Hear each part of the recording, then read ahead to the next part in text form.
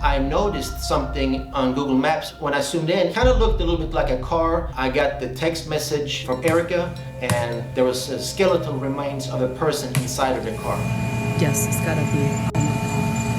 Tonight, a 22-year-old case of a missing man, one step closer now to being solved thanks to Google Maps. 22 years, the bones were still intact, still in the seatbelt.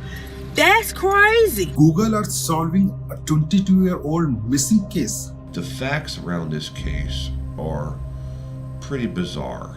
My name is Jerry Nyman, and I found a dead body using Google Maps.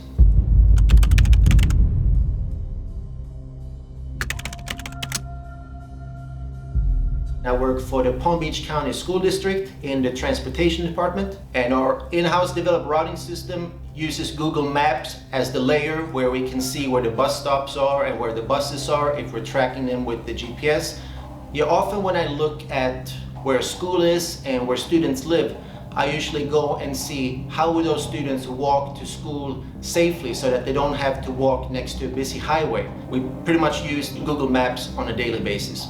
I got an email from the principal at Polo Park Middle. The school name Polo Park rang a bell. That was the school that my ex-girlfriend's two daughters used to attend. We're in a relationship for a few years. I would say we keep in touch. So when I looked on the Google Maps to see where Polo Park Middle was, I noticed that it was very, very close to where Erica's house was. When I was kind of pretending to walk from Polo Park Middle to Erica's house, I noticed something on Google Maps in the man-made lake. Kind of looked a little bit like a car, and I tried to compare it to cars that were parked nearby. I thought, let me see if I can text Erica and see if she can walk out in her backyard to see if she could see the car. And I texted her that screenshot. And he just said something funny, like, are you hiding cars in your backyard? The water was kind of green and brown, so she couldn't see the car. So I'm trying to jump in my fence. I'm trying to see if I can see something, but I couldn't see anything. So she went and asked one of her neighbors if they maybe could help her. I was hoping it was nobody there, of course. My heartbeat, it was like... I got the text message from Erica, and she had even added a little video where she showed they had actually pulled the car out of the canal. There was a skeletal remains of a person inside of the car. The bags are open, yes. Yes, it's gotta be. Erica texts me and says that the police wants to talk to me. Of course, they asked me who gave me those pictures, and they asked me for the number. But I just explained that I got the email from the principal, and the police, they just were happy that I discovered the car.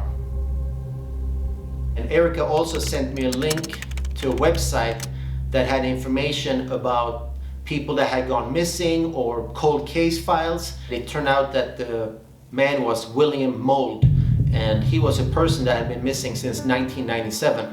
It explained that he had been at a nightclub. He made a call to the girlfriend around 9 p.m. saying that he was coming home. So that was the last time anybody heard from him.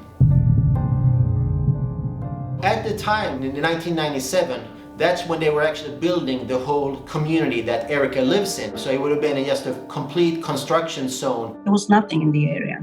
This house wasn't built. How and when Molt's car got into this retention pond in the Grand Isles community in Wellington remains a mystery. But Google Maps shows if you look close enough, it's been visible from the sky since 2007. After this, I saw a lot of people had posted things on websites wondering, why didn't nobody see this car before? On the Google images, it looked so clear. But when you actually stand next to one of these man-made lakes, they're typically brown or green, and it's almost impossible to see what's in the water. No, I couldn't see nothing. Yeah, I think it was just great for the family to get closure after all these years.